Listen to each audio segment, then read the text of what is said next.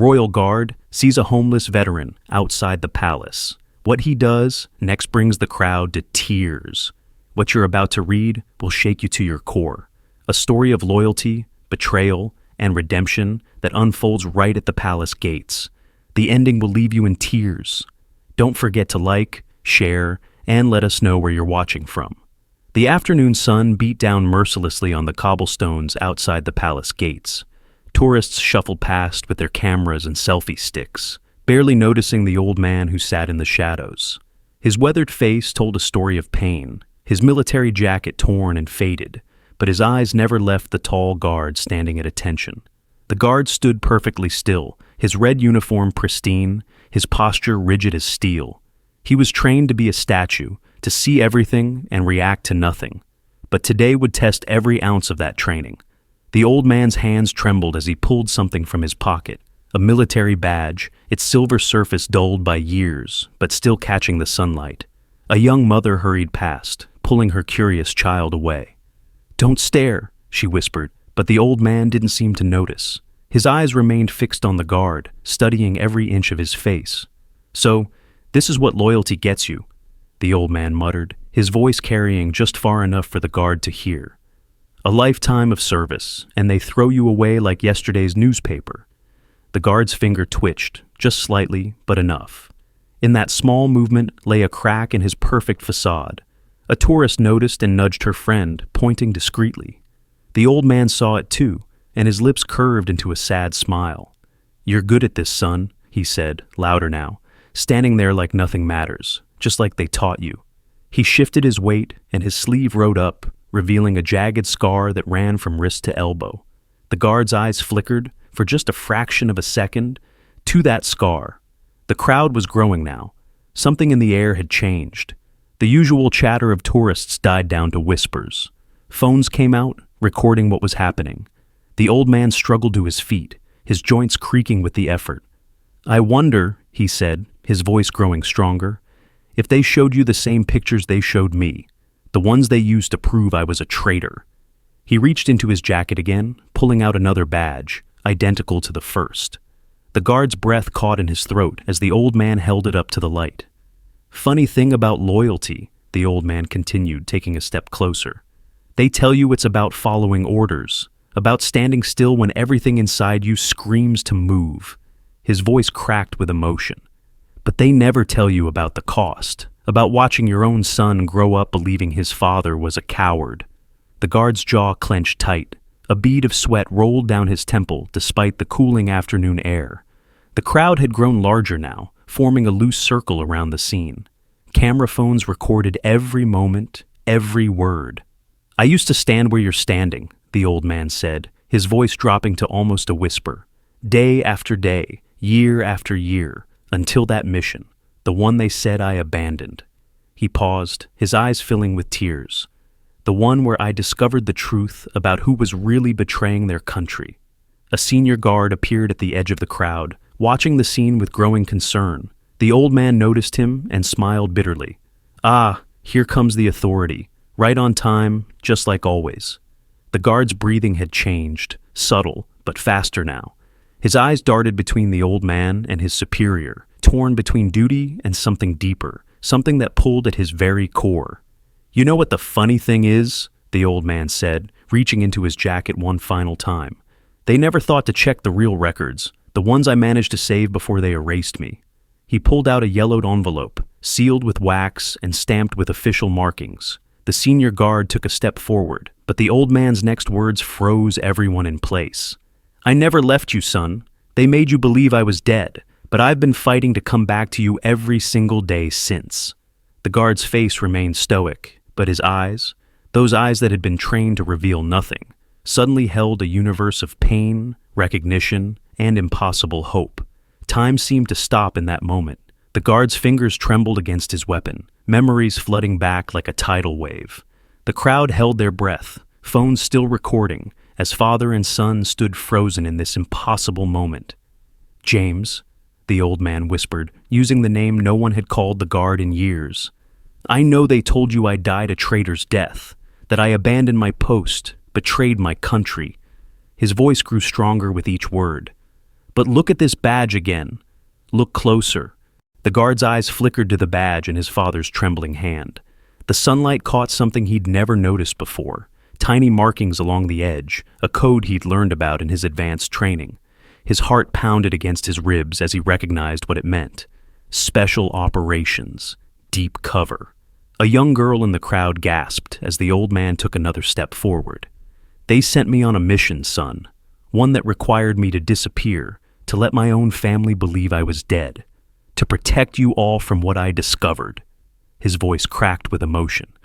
The corruption went all the way to the top. The senior guard moved closer, his hand resting on his radio. "Step back from the guard," he ordered, but his voice wavered slightly. He too had recognized something in the old man's bearing, in the way he carried himself, despite his ragged appearance. The guard's mind raced back to the day 15 years ago, the funeral with an empty casket, the whispered conversations that stopped when he entered rooms, the way his mother would stare at old photographs late at night, shaking her head as if trying to understand something that didn't make sense. "Your mother?" the old man said softly, reading his son's thoughts. "She never believed them. Did she tell you that before she passed? She knew me too well, knew I'd never betray what I believed in." He pulled back his sleeve further, revealing more of the scar. This is what loyalty really costs, the price of discovering that sometimes the real enemies wear familiar uniforms. The crowd had grown larger now, people pushing forward to hear every word. Someone in the back was live streaming, the comments section exploding with reactions. But for the guard, the world had narrowed to just this moment, just this man who couldn't possibly be standing before him. His training screamed at him to maintain position, to ignore everything around him as he'd been taught. But something else was rising in his chest, a feeling he'd buried on that day 15 years ago, when they had told him his father died a traitor's death. The old man reached into his jacket again, movement slow and deliberate. The senior guard tensed, but what emerged was a photograph, worn and creased from years of handling. "The day you graduated training," the old man said, his voice thick with pride. "I was there, in the crowd. Couldn't get close, couldn't let you see me. But I watched my son follow in my footsteps, straight and proud." The guard's eyes fixed on the photograph. He remembered that day clearly, the sense of accomplishment, the weight of his new uniform. But now a new memory surfaced, a strange feeling he'd had during the ceremony, as if someone was watching him with incredible intensity.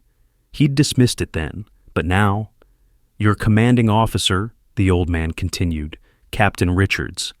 Ask him about Operation Shadowfall. Ask him what really happened to the team that discovered the weapons shipments. Ask him why certain records disappeared the same day I supposedly deserted." The senior guard's face changed at these words, color draining from his cheeks. His hand dropped from his radio, and he took an involuntary step backward. The old man noticed and gave a grim smile. "Ah, you remember that name, don't you, Lieutenant Phillips? You were just a sergeant then, weren't you? Following orders, keeping quiet. Like a good soldier." The crowd murmured as the senior guard's composure cracked slightly. Phones captured every moment as the afternoon sun cast long shadows across the palace grounds. The guard felt the weight of every second, every revelation pressing down on him like a physical force. His father's voice grew softer, meant for his ears alone. "I've spent 15 years gathering evidence, son. 15 years living in shadows, watching you from a distance, making sure they didn't discover I was still alive. And now," he straightened up, seeming to shed years of burden in a single moment. "Now, it's time for the truth to come out. All of it." The guard's mind was suddenly flooded with memories he'd tried so hard to forget. That scorching afternoon 15 years ago played before his eyes like a movie he couldn't stop. He was 19, standing in his freshly pressed uniform at the military funeral, the empty casket draped with the flag, his mother's quiet sobs, the whispers that followed them everywhere. "Traitor's son," they'd called him behind his back. He'd worked twice as hard, stood twice as straight, followed every rule to the letter to prove them wrong, to prove that he was different, that he was loyal. Lieutenant Phillips shifted uncomfortably as more people gathered around them. The crowd had become so large that palace security was starting to look nervous. More phones appeared in the air, live streams multiplying like stars in the evening sky. I remember that day too, the old man said, his voice heavy with pain. Watching my own funeral from the shadows. Watching you stand so brave, so tall, while they fed you lies about me. He took another step forward, close enough now that the guard could see the tears in his eyes. Do you know what kept me alive all these years? The hope that someday, somehow, I could tell you the truth. A woman in the crowd started crying softly. Someone else whispered, "This can't be real." But it was real. Too real. The guard could feel his carefully constructed world crumbling around him. The mission was supposed to be simple, his father continued, his voice dropping to almost a whisper. Routine inspection of shipping manifests. But what we found? He shook his head, the memory clearly painful. Weapons? Not just any weapons. Our weapons. Being sold to the very people we were supposed to be fighting. Lieutenant Phillips's hand moved toward his radio again, but the old man's eyes snapped to him. Go ahead, call it in. Tell them Thomas Crawford is alive. Tell them the dead man is talking. His voice carried an edge that made Phillips freeze. Tell them I have proof of everything. The guard's breath caught in his throat. Thomas Crawford, his father's name. A name he hadn't allowed himself to say in 15 years. A name that had been erased from official records, turned into a cautionary tale at the academy. Your mother figured it out, you know, Thomas said softly. Near the end, she left me a message at our old spot, the bench by the lake where we used to feed the ducks. His voice cracked. I couldn't go to her funeral, had to watch from so far away while my boy buried his mother alone. The guard's stoic mask cracked slightly. That day at the lake, he remembered his mother insisting on going there, even though she was so weak. She'd made him promise to come back to that spot every year on her birthday. To remember, she'd said. He'd thought she meant remember her, but now, there's a loose brick in the bench, Thomas said, watching his son's face carefully. Behind it, you'll find a letter, your mother's last words to you, and proof that she never stopped believing in me. The crowd had grown deathly quiet, hanging on every word. The afternoon sun painted everything in shades of gold, making the moment feel almost surreal. In the distance, palace guards were talking urgently into their radios. They'll be here soon, Thomas said, glancing at the palace gates. The ones who gave the orders, the ones who turned me into a ghost. He straightened his shoulders, and for a moment, the guard saw his father as he remembered him, strong, proud, unbreakable. But this time, I'm ready for them. Lieutenant Phillips had backed away several steps, his face a mask of barely controlled panic. He knew. The guard could see it in his eyes. He knew that everything was about to change. Your father was a hero, his mother had whispered to him on her deathbed. Remember that, no matter what anyone tells you. He'd dismissed it as the ramblings of a dying woman who couldn't accept the truth. But now, Thomas reached into his jacket one last time and pulled out a small USB drive. Everything is here, every name, every transaction, every order that turned an honest soldier into a traitor, every piece of evidence I've gathered while living in the shadows. He held it out, not to his son, but to the crowd. The truth doesn't die, it just waits for its moment. The crowd surged forward as one, phones held high, capturing every second. A young reporter pushed her way to the front, her press badge swinging wildly around her neck. This is Sarah Chen, reporting live from outside the palace gates, she spoke rapidly into her phone camera. We're witnessing what appears to be an extraordinary confrontation between a royal guard and a man claiming to be his long-lost father, previously declared dead and branded a traitor. The afternoon had drawn more people than the usual tourist crowds. Office workers on their lunch breaks stopped to watch. School children pressed against their teachers' sides, sensing the weight of the moment. Even the street vendors had abandoned their carts to inch closer. Lieutenant Phillips was speaking urgently into his radio now, his voice trembling. Code red at the main gate. I repeat, code red. Need immediate assistance. His eyes darted between Thomas and the USB drive, panic evident in every movement. A black car with tinted windows pulled up silently behind the crowd. Men in dark suits stepped out, their earpieces giving away their identity. Thomas noticed them and smiled sadly. Right on time, he murmured. The cleanup crew arrives. The guard's training screamed at him to maintain his position, but every fiber of his being was fighting against it now. 15 years of certainty were crumbling around him. The crowd's energy was building, hundreds of witnesses to a moment that would change everything. "James," Thomas said softly, using his son's name again, "do you remember what I taught you about truth? About how it's like the sun? You can hide from it, but you can't stop it from rising." An elderly woman pushed through the crowd, her hands shaking as she pointed at Thomas. "I remember you. You saved my Henry's unit in the mountain pass. They said you were dead, but Henry always said there was more to the story." More voices joined in, a tide of memories and questions rising from the crowd. "Crawford? Thomas Crawford?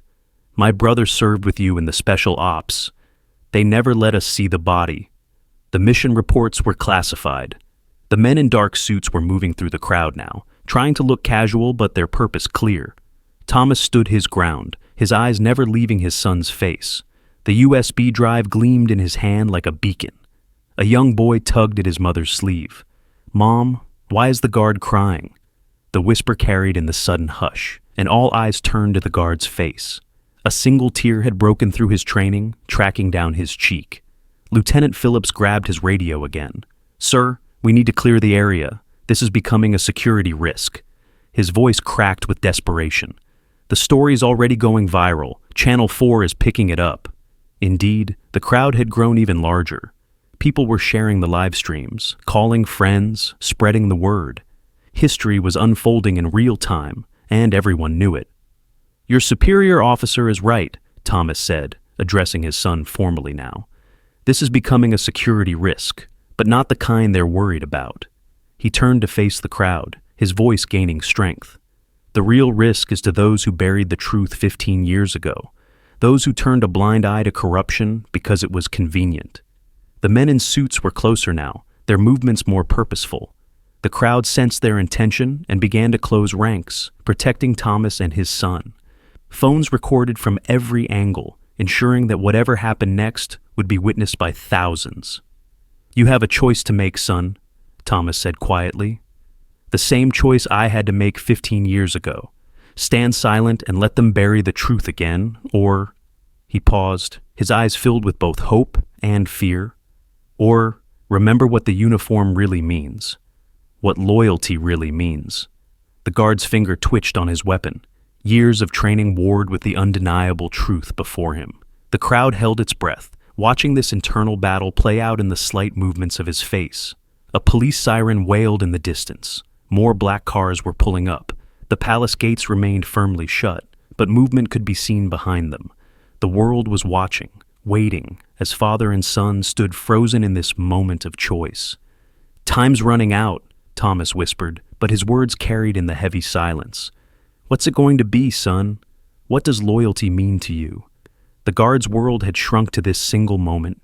Every second of training, every medal pinned to his chest, every proud moment of service, all of it felt hollow now, like a uniform with no man inside it. His father's words echoed in his mind, mixing with memories he'd tried so hard to bury. Thomas's voice dropped lower, meant only for his son's ears, despite the crowd straining to hear. "I was supposed to be honored that day. Did you know that? A ceremony, right here at these gates, for uncovering a smuggling operation." His hands trembled as he spoke. "But when I found out who was behind it, when I saw the names on those documents—" The men in dark suits were forming a perimeter now, their movements calculated and precise. Lieutenant Phillips had retreated to their line, his face a mask of barely controlled panic. The crowd pressed closer, phones still recording, creating a human barrier between Thomas and the approaching authorities. "They gave me a choice," Thomas continued, his voice heavy with 15 years of pain. "Take the fall, disappear, let my family think I was a traitor, or watch my family disappear instead." He looked up at the palace windows, where shadowy figures could be seen moving behind curtains. They knew exactly how to break a man, not through torture, not through threats to his own life, but through the people he loves. A woman in the crowd sobbed audibly. Someone else shouted, "Let him speak!" The story was spreading like wildfire across social media. Hashtags were trending, number Royal Guard, truth number Crawford returns, number Palace secrets. "Your mother," Thomas's voice cracked on the word. She was so strong. Even when they watched our house, tapped our phones, followed her to the grocery store, she never broke. Somehow, she knew I wouldn't have betrayed everything we believed in. He paused, swallowing hard. The cancer. They say stress can't cause it, but I wonder every day. The guard's hand tightened on his weapon. He remembered those days after the funeral, the strange cars parked outside their house, the way his mother would check the locks 3 times before bed, the mysterious phone calls that would end in silence. I tried to send messages, Thomas said, his shoulders sagging under the weight of his confession. Little signs that I was alive, that I was still fighting. But they watched too closely. Every time I got close, he pulled back his sleeve, revealing more scars. These are the prices I paid for trying to reach you. The crowd gasped at the sight of the scars, more phones raised in the air, capturing every detail. The men in suits shifted uncomfortably. This wasn't going according to their plan. This wasn't the quiet removal they had been ordered to perform. You were just a boy. Thomas's voice broke completely. A boy who had to carry the weight of a traitor's name. I watched you graduate, saw you join the Royal Guard, watched you stand at these gates day after day, all to prove that you were different from your father. He wiped his eyes with a shaking hand. The pride I felt, seeing you stay strong, seeing you hold on to your honor, it kept me going. But the guilt of letting you believe those lies. A high-ranking officer had appeared at the palace gates now, his chest heavy with medals. He surveyed the scene with cold eyes, speaking quietly into a phone. Thomas noticed him and straightened his shoulders. "That's General Matthews," he said, loud enough for the crowd to hear. He was a colonel then. His signature is on the orders that sent our team into that trap. His bank account received the payments that bought his silence. Thomas held up the USB drive again. Every transaction, every order, every piece of evidence I've gathered while living like a ghost, it's all here. The general's face remained impassive, but his knuckles whitened around his phone. The crowd's murmurs grew louder, cameras swiveling between him and Thomas. "I should have died that day," Thomas said, his voice thick with regret. "Should have let them kill me rather than let you believe I was a traitor. But I thought if I could just gather enough evidence, just prove the truth." He looked at his son with eyes full of desperate hope. "I thought I could give you back your father's name. Give you back the truth." The sun was lower now, casting long shadows across the palace grounds. The crowd had grown so large that traffic had stopped completely on the street. Police sirens wailed in the distance, drawing closer. Time was running out. The palace clock struck 3, its deep chimes echoing across the grounds. Each strike felt like a hammer blow in the guard's chest. 15 years of believing his father was a traitor. 15 years of standing straight, following orders, proving his loyalty. 15 years of lies. General Matthews stepped forward, his voice carrying the weight of authority. "This area needs to be cleared immediately. This man is a known security threat." He gestured to the men in suits. "Remove him." The crowd surged forward protectively, phones still recording. "No!" someone shouted. "Let him finish." The story was exploding across social media now. #PalaceCorruption trending nationwide. Live news crews had arrived, their cameras adding to the sea of phones. Lieutenant Phillips moved to the general's side, his face pale. "Sir, we can't just... The cameras, everyone's watching.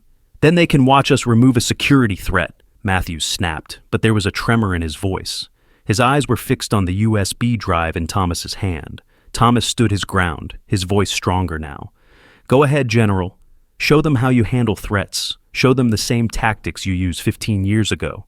He turned to the crowd. "When they find my body in the river tomorrow, remember this moment. Remember what really happened." The guard's training screamed at him to maintain position. Stand straight, follow orders, protect the palace. But his father's words echoed in his mind. What does loyalty really mean? A young girl pushed through the crowd, holding up her phone. "It's everywhere," she called out. "People are sharing the live streams. Millions are watching."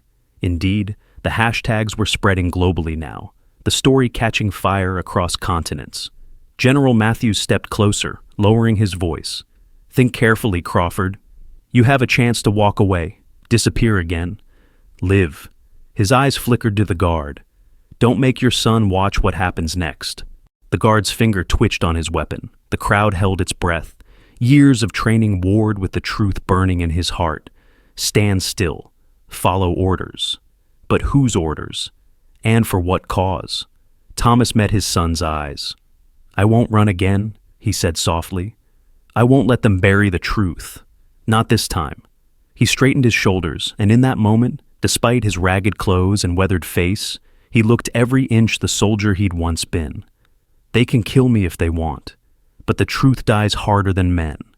The palace gates creaked open. More guards emerged, taking positions. The crowd pressed closer, forming a human shield around Thomas. Phones recorded from every angle, ensuring that whatever happened next would be witnessed by the world. "Final warning," General Matthews barked. "Clear the area now." The guard felt the weight of every second, every eye, every heartbeat. His uniform, once a source of pride, felt like it was suffocating him. The sun glinted off his polished buttons, the same way it had glinted off his father's medals all those years ago. Thomas's voice cut through the tension. "It's okay, son. Stand your ground. Do your duty." But there was something in his eyes, a flicker of the father who'd taught him to ride a bike, who'd helped him with homework, who'd shown him what honor really meant. The general raised his hand, about to give the order. The men in suits tensed, ready to move. The crowd's phones captured every moment, every breath, every silent scream of truth fighting to be heard. And in that moment, something inside the guard broke. Or perhaps it wasn't breaking at all.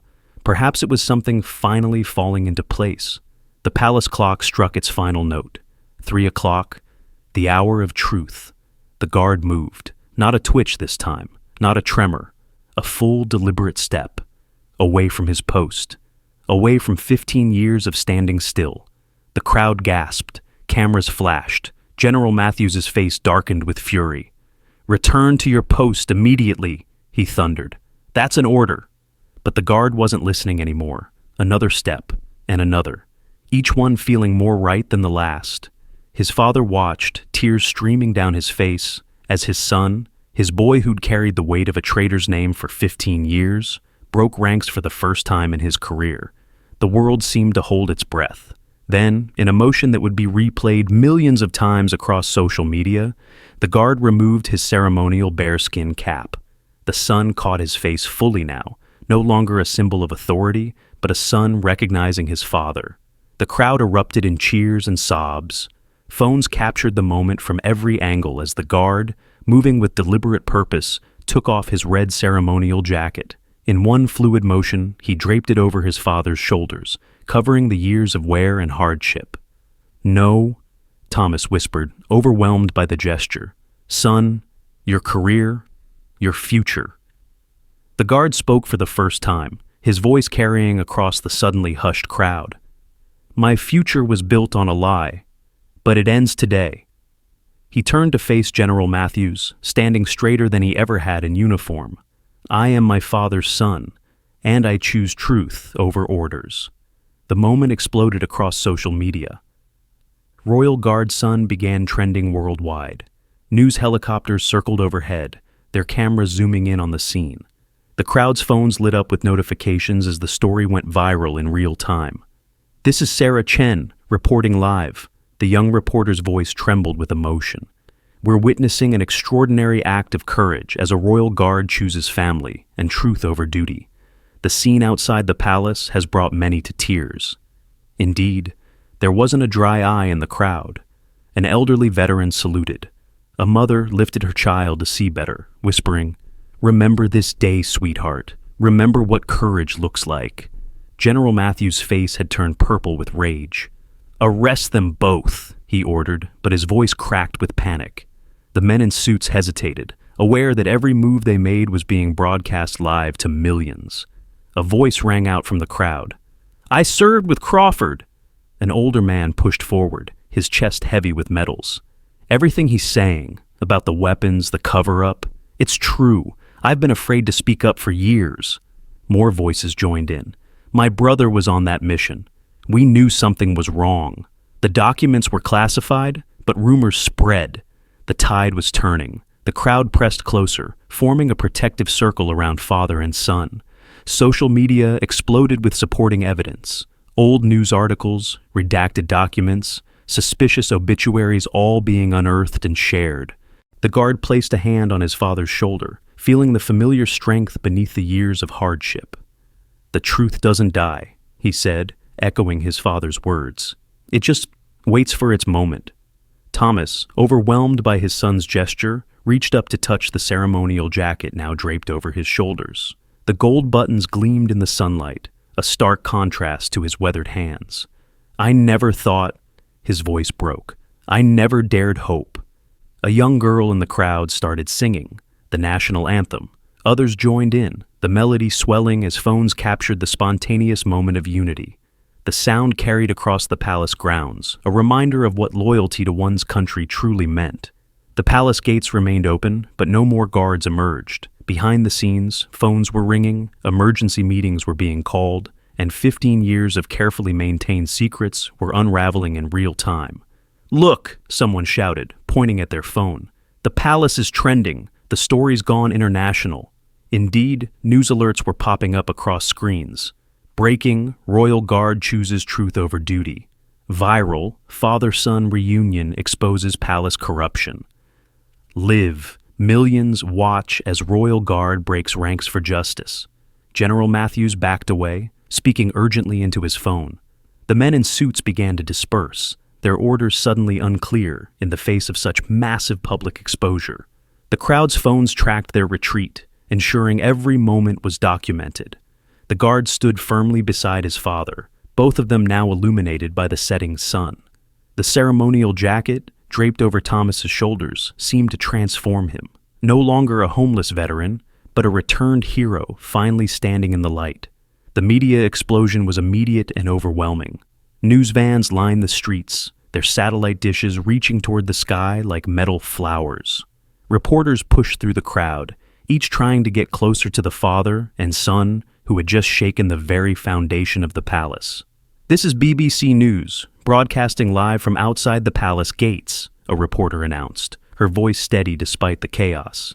In an unprecedented turn of events, what began as a confrontation between a royal guard and a homeless veteran has exposed what might be the biggest military cover-up of the decade.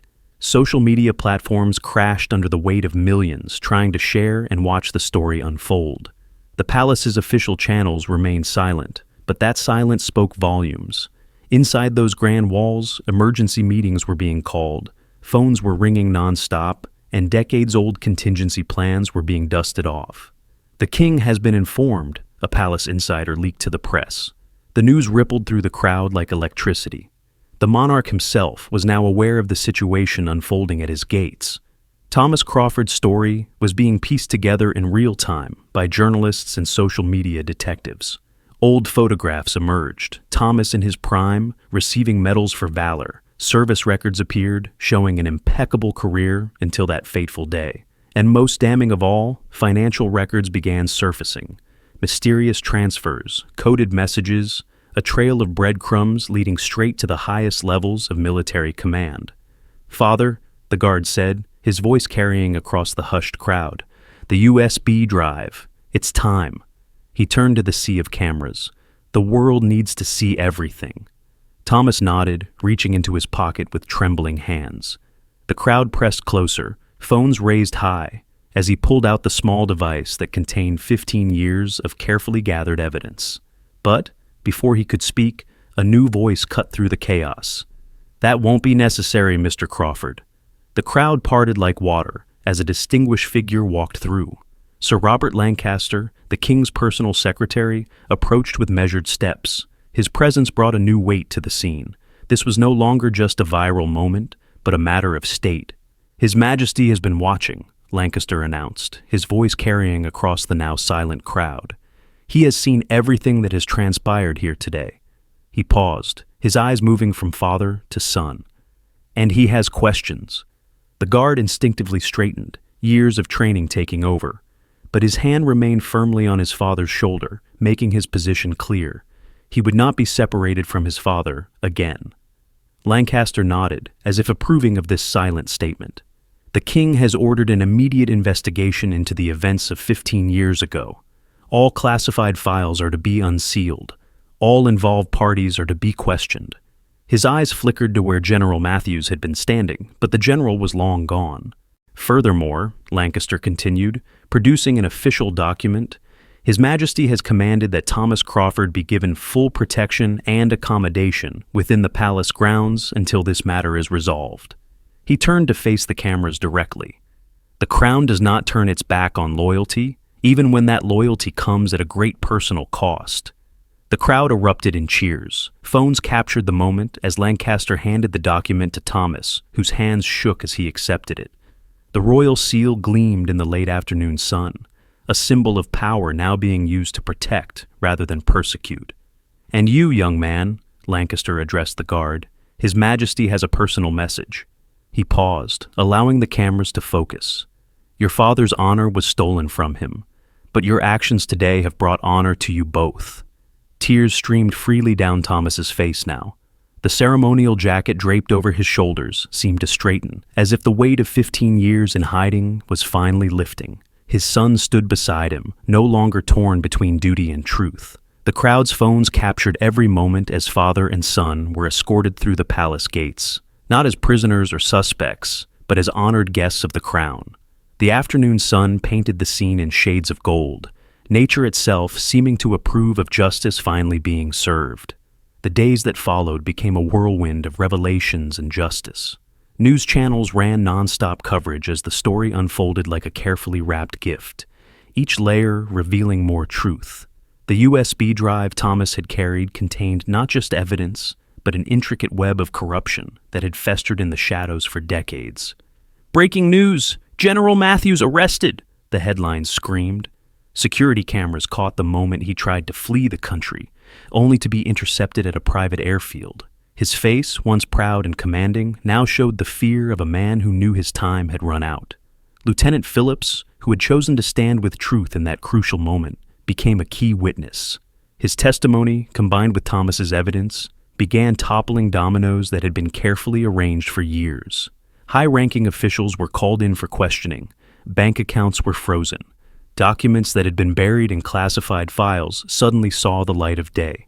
The palace itself underwent a transformation. The king, moved by the story of a father's sacrifice and a son's courage, ordered a complete overhaul of military oversight. "Never again," the official statement read, "will loyalty be punished and corruption rewarded." Thomas Crawford's rehabilitation was swift and complete. His military records were restored, his medals returned, his pension reinstated with 15 years of back pay. But, more importantly, his name was cleared. The official ceremony was watched by millions as the king himself pinned the Medal of Honor on Thomas's chest. "For extraordinary valor," the citation read, "not just in uncovering corruption, but in enduring years of exile to protect his family and his country's integrity." The cameras caught the moment Thomas's hand touched the medal, his fingers trembling as they traced the medal he had dreamed of feeling again for 15 years. Social media couldn't get enough of the story. Crawford justice and loyalty wins trended for weeks. Videos of the guard breaking ranks to stand with his father were remixed, set to music, shared millions of times. But it was the quiet moments that touched people's hearts the most. Father and son walking in the palace gardens, making up for lost time, healing wounds that had festered for too long. The guard himself became a symbol of moral courage. Young recruits studied his decision as part of their training. Sometimes, the new military ethics manual read, "The highest form of loyalty is questioning orders that dishonor the uniform."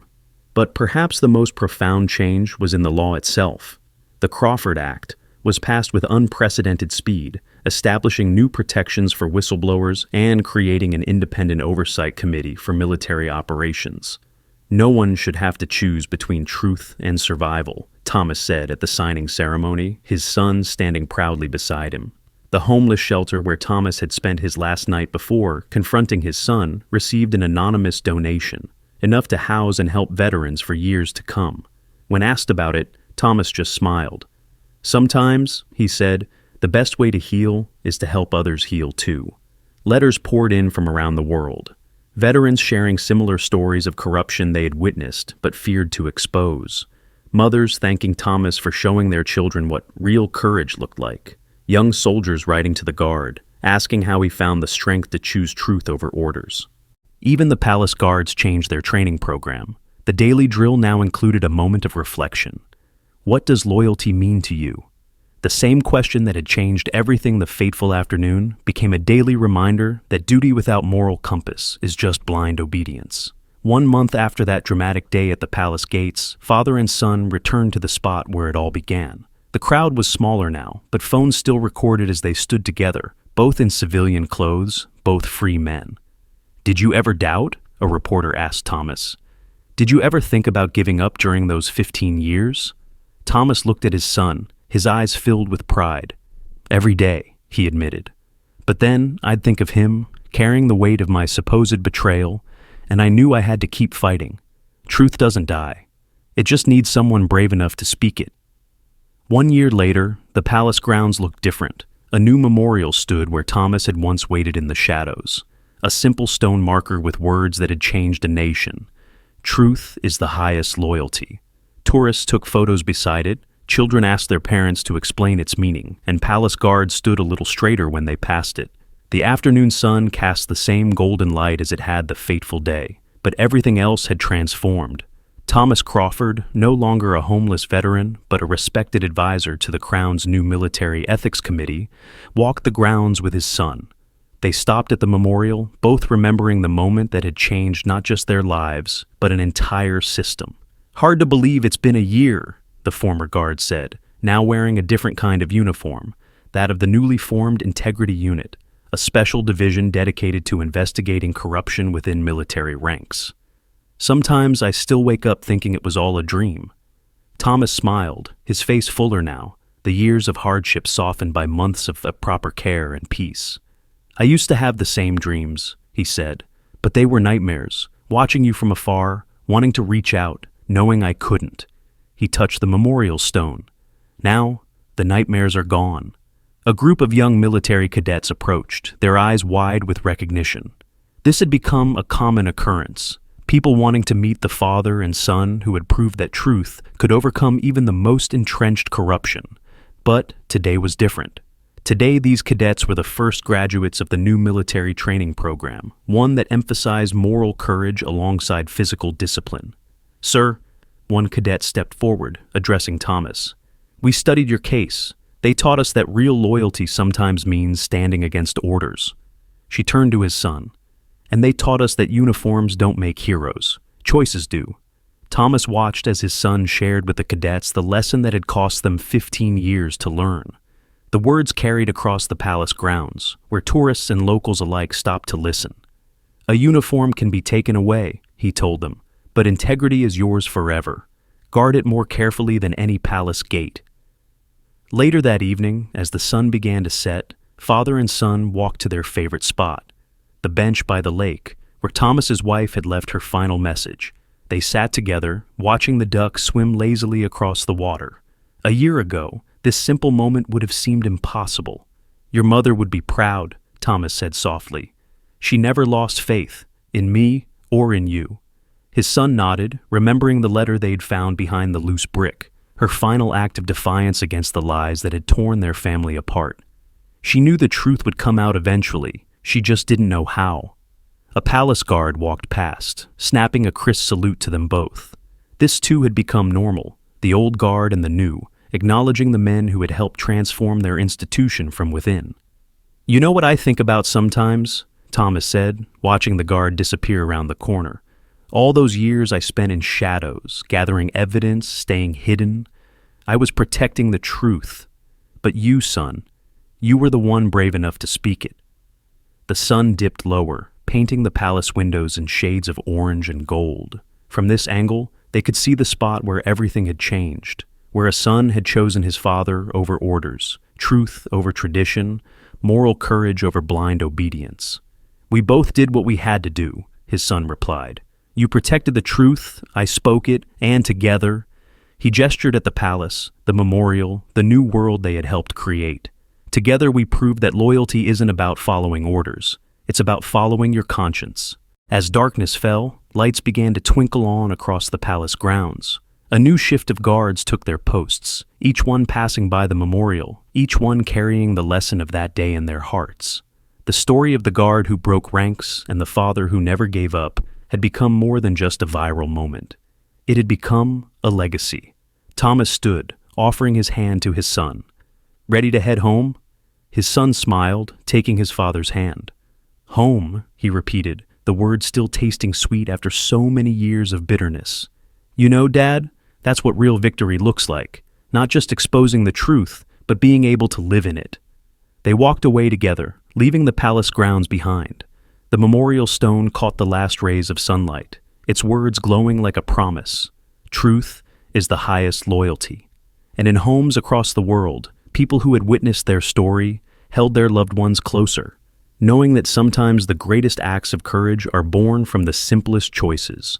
Choosing truth over lies, love over fear, and the courage to stand up for what's right, no matter the cost.